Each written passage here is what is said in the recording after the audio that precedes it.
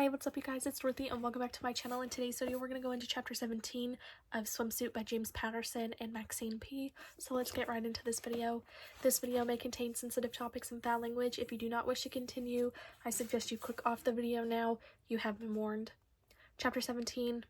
Barb sat on one of the sofas, her hands clasped in her lap, waiting for Susan Gruber to take charge New York executive with bright white teeth, a face as sharp as a blade, to tell them that Kim had a fight with the photographer, that she hadn't photographed well enough, and so she'd been given the time off, or something, anything that would clear it all up, make it so Kim was simply absent, not missing, not abducted, not in danger. Gruber was wearing an aquamarine pantsuit with a lot of gold bracelets, and her fingers were cold when she reached out to shake hands with Barbara. Del Swan, the art director, had dark skin, platinum hair, jewelry in one ear, and he was dressed in fashionably worn-out jeans and a tight black t-shirt. He looked like he was about to have a mental collapse, making Barbara think maybe he knew more than he was saying, or maybe he felt guilty because he was the last one to see Kim. There were two other men. The senior one was 40-something in a gray suit, had corporation written all over him. Barb had met him like this at Lavon's Merrill Lynch conventions and business cocktail parties.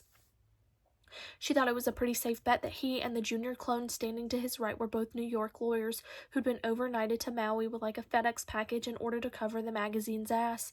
And Barb looked at Carol Sweeney, a big woman wearing an expensive, if shapeless, black dress, as the booker from the modeling agency who landed this job for Kim and had gone on the shoot as Kim's chaperone. Carol looked like she swallowed a dog, like she was all choked up.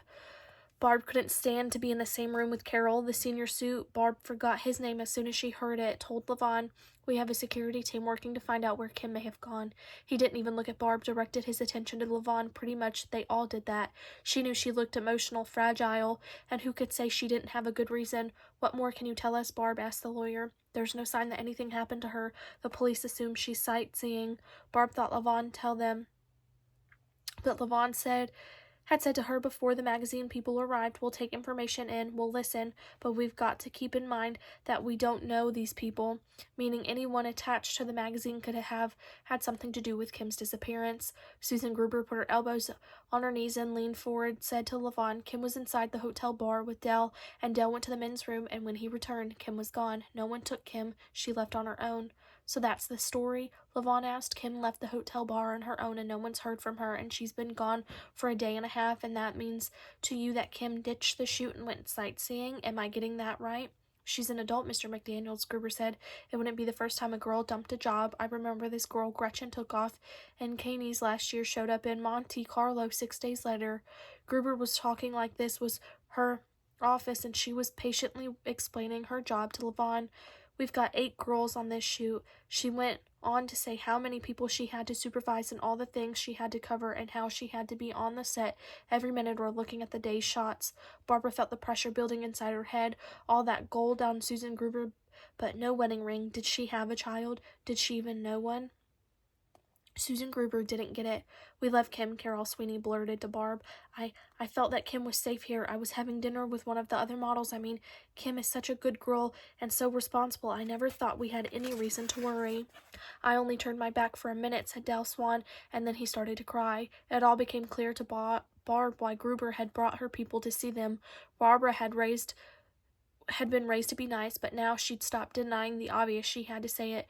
"You're not responsible? Is that what you're all here to tell me? To tell us that you're not responsible for Kim?" No one met her gaze. "We've told the police everything we know," said Gruber. Lavon stood up, put his hand on Barb's shoulder, and said to the magazine people, "Please call if you learn anything right now. We'd like to be alone. Thanks." Gruber stood, slung the strap of her handbag across her narrow chest, said, "Kim will be back, don't worry." "You mean you hope and pray with every miserable breath you take," said Barbara. That is the end of chapter 17. I will see you guys in the next video. Bye.